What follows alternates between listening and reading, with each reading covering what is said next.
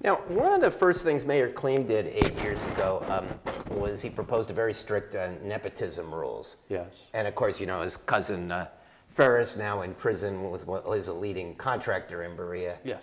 And how did you feel? Council weakened those rules considerably before passing something. How do you feel about that whole issue? Is there anything more you would do about nepotism?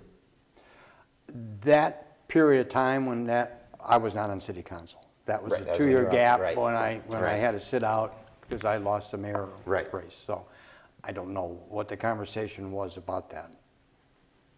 Do you have any thoughts about whether current rules are strict enough? There's something about recusing yourself, but there's no real ban on a contractor like Ferris, Kleen, or anyone else with relatives in City Hall. There's no ban on them submitting, you know, I believe, in submitting for city work. Should there be such a thing? I don't think so.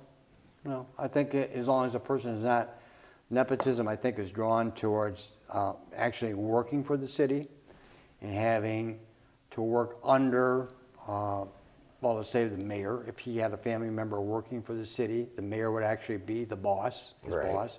And a lot of times I've been involved with different companies that I've worked for that even though it's not intent that the boss wants to, you know, reprimand a family member, subconsciously they end up doing that they just sort of like let it sit by the side. So I think that if it's an outside concern, I think that there's no reason why they couldn't, as long as there's a competitive bidding system and there's more than one person making the selection.